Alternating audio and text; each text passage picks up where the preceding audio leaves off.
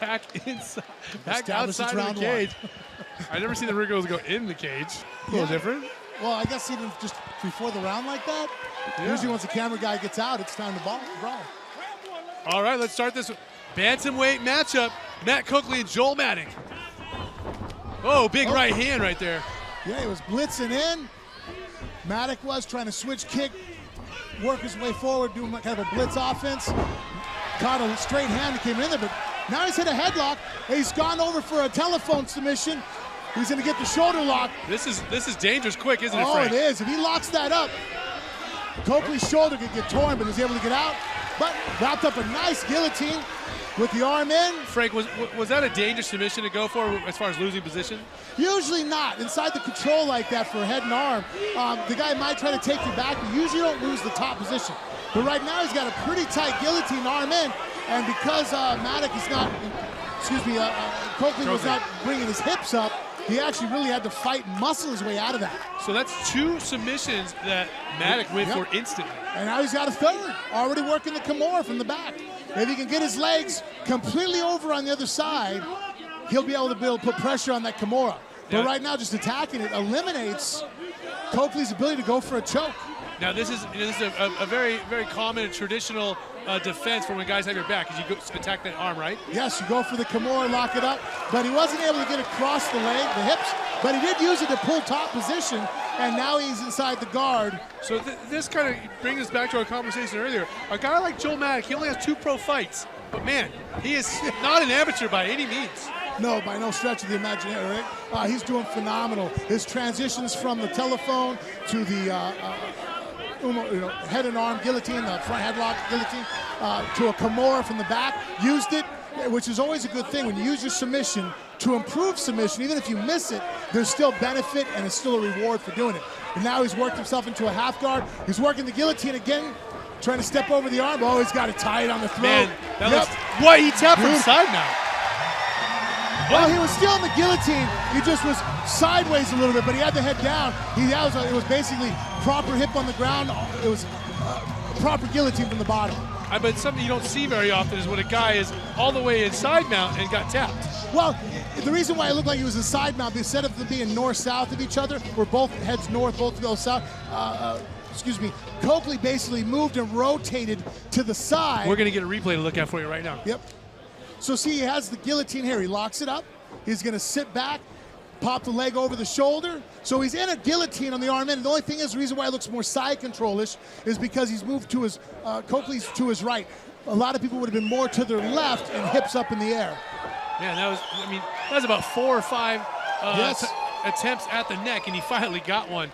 Matt Coakley showing that he is definitely a wizard when it comes to submissions. And that's a submission here in our first round of our first fight of the night. Very, very action-packed, and we're excited to see it. We're going to try to get a time on that one as well for the referee as Frank Mir makes his way in the cage. We're waiting for our official particulars, but we know who won the fight and how they did it. That was an incredible guillotine. To get that from that position was very, very interesting.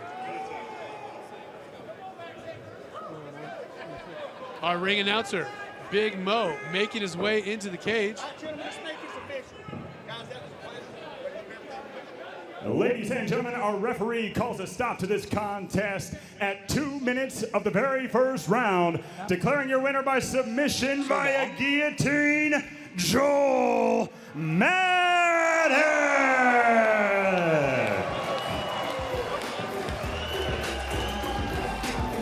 Let's throw it in the ring with our winner, Joel Madak. He's hanging out Frank Mir.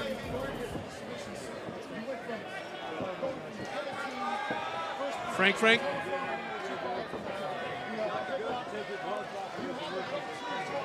We're having a little bit of sound issues, getting Frank's mic up and working.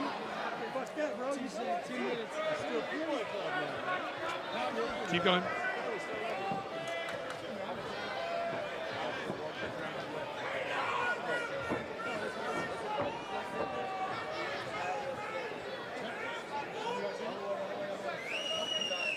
I guess we don't have any sound in there, but we'll take a look at the some of the replay of the fight as we see Coakley coming in, rushing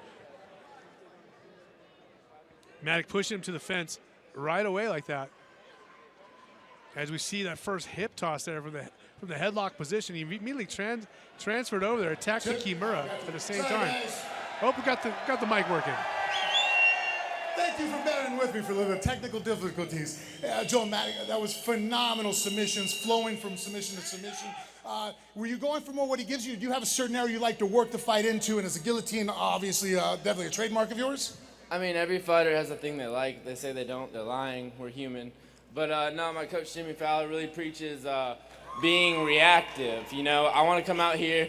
Obviously, there's some cool moves I've hit. You know, I'm in my hometown where, you know, I used to watch the Greenville crowd play.